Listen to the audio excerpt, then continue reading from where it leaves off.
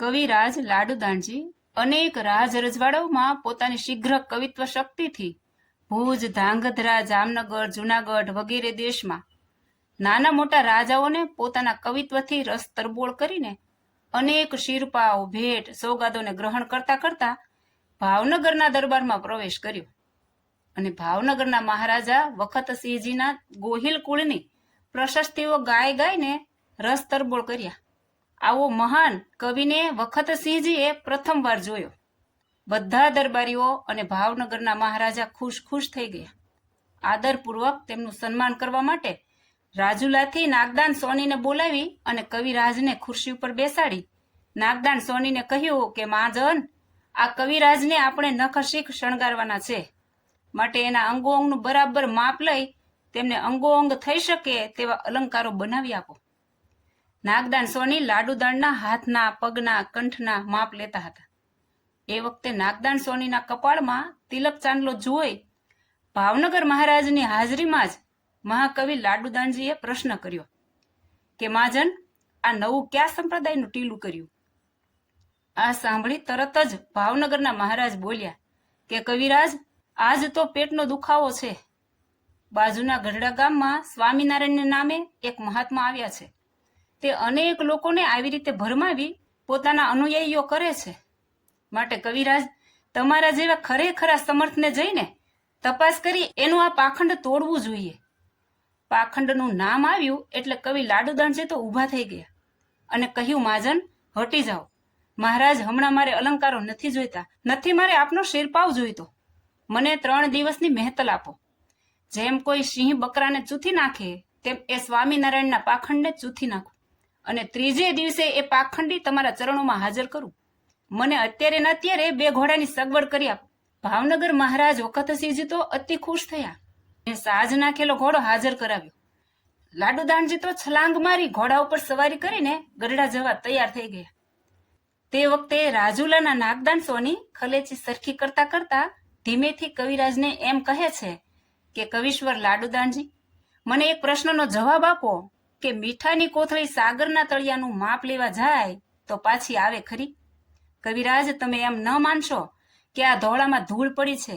મારા નેણમાં ઝાખપ એટલે રતન પારખી નથી શક્યો, પરંતુ મેં એ મહામૂલા રતનને પારખીને જ એના ચરણે માથું મૂક્યું છે. જાઓ કવિરાજ, સાગરનો તાગ લેવા. લાડુદાનજીએ એમ કહ્યું કે મહાજન, તમે સોની છો, જળ ધાતુના પારખા કરી શકો. અમે દેવાંશી ચારણો છીએ, આકાશી તત્વોને પણ પારખનારા છીએ. એમ બોલતા બોલતા પગની એડી ઘોડાના પેટમાં મારી ઘોડો પવન વેગે ઉઠ્યો. ધૂળની ડમરીઓ છવાઈ ગઈ. કવિરાજ તો એના મામા સાથે પવન વેગે ગઢડાનો પંથ કાપવા લાગ્યા. રસ્તામાં લાડુદાનજીને મનમાં એમ સંકલ્પ થાય કે જો એ ભગવાન હોય, અંતર્યામી હોય, ઘટ ઘટમાં નિવાસ કરનારા હોય, તો મને ઓળખતા હોય, મારાથી પરિચિત હોય, કારણ કે સર્વેશ્વરથી અજાણ્યો છું, માટે તેઓ મને ઓળખે. અને તુરત મનમાં સવાલ થયો કે કદાચ કોઈ માંત્રિક, તાંત્રિક સિદ્ધ હોય અને હું ત્યાં જાઉં અને મને ઓળખી જાય તો બીજો સંકલ્પ કર્યો કે જો એ ખરેખર ભગવાન હોય તો એમની પાસે શ્રીમદ ભાગવતનું પુસ્તક પડેલું હોય, કારણ કે મંત્ર શક્તિ અને શ્રીમદ ભાગવતને મેળ ન મળે. મલિન શક્તિનો ત્યાં પ્રવેશ નથી, માટે શ્રીમદ ભાગવતનો ગ્રંથ ત્યાં હોવો જોઈએ. અને ત્રીજો સંકલ્પ મનમાં એમ કર્યો કે જો એ ખરેખર પરમાત્મા હોય તો સામુદ્રિક શાસ્ત્રનો હું ભણેલો છું, તેમાં એવું વિધાન છે કે જે સર્વેશ્વર હોય તેના ચરણમાં 16 ચિહ્ન હોય છે. ગુલાબનો હાર, કાળી કામળી હોય. આવા મનમાં ઘોડા ઘડતા ઘડતા મહાસાગરનું માપ લેવા માટે ગઢડાના દરબારમાં પ્રવેશ કર્યો. દાદા ખચરના દરબારમાં લીમતરુની છાય તળે પાર્ષદો, સંતો અને ગામના આવેલ હરિભક્તોની સભા કરીને શ્રીજી મહારાજ બેઠા છે. થોડેક આગેરે મોટીબા, લાડુબા, રાજબા આદિ સાંખ્યોગી સ્ત્રીઓ પણ મર્યાદા પ્રમાણે બેઠા છે. બાજુમાં જ શ્રીમદ ભાગવતનું પુસ્તક પડ્યું છે. શ્રીજી મહારાજ શ્રીમદ ભાગવતના 11 સ્કંધ ઉપર ચર્ચા કરે છે અને લાડુદાનજી પોતાના રાજ ઠાઠ સાથે નખ શીખ 10 શેર સુવર્ણના અલંકારોથી સજ્જ ધજ રાજપુરુષ હોય એમ લાડુદાનજી દાદાના દરબારમાં આવ્યા. પણ હજી તો ઘોડાથી હેઠા ઉતરે અને જ્યાં સામે પગલા ભરે ત્યાં જ શ્રીજી મહારાજ બોલ્યા, પધારો પધારો લાડુદાનજી, પધારો કવિરાજ, પધારો. જુઓ પાર્ષદો, આ કવિરાજ પિંગળ શાસ્ત્રના ખૂબ ઊંડા અભ્યાસી છે. ભુજની લખપત શાળામાં 14 વર્ષ સુધી અભ્યાસ કર્યો છે. દરેક રાજા મહારાજાઓને પોતાની કવિત્વ શક્તિનો પરિચય કરાવીને ભાવનગરથી અહીં પહોંચ્યા છે. પધારો કવિશ્વર લાડુદાનજી, પધારો. આ સાંભળીને ખરેખર મીઠાની કોથળીને બહુ મોટો ધક્કો લાગ્યો હોય એમ લાગ્યું.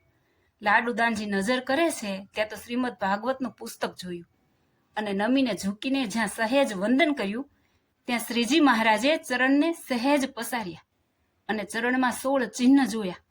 જોતાની સાથે જ નિર્વિકલ્પ સમાધિમાં લાડુદાન ડૂબી ગયા. સ્પર્શ પણ નહીં, સંકલ્પ માત્રથી જ વિરોધ ભાવનાથી આવનારું આ તત્વ પણ સમાધિનિષ્ઠ થઈ ગયું.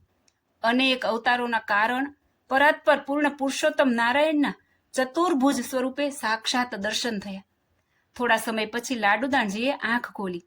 જ્યાં નજર કરે ત્યાં એ પરાત્પર તત્વને સામે નિહાળ્યું અને શીઘ્ર કવિત્વ શક્તિને વરેલા લાડુદાનજી તરત છંદ ઉચ્ચારી બોલ્યા: એહી મચ્છ એહી કચ્છ એહી સુકુર તનુ ધર્યો, એહી બને નરસિંહ દુષ્ટ હરના કંસ માર્યો, એહી વામન વપુ કીન લીન પદ તિન ભુવન ત્રય, એહી ફરસીધર રામ એહી રઘુપદ કિય જગ જય, એહી કૃષ્ણ બુદ્ધ નકલંક એહી તેહી ભેટત ભવ બ્રહ્મ ટળે, કિતનેક રૂપ લાડુ કહે સો યહ સહજાનંદ મિલે. જય સ્વામિનારાયણ.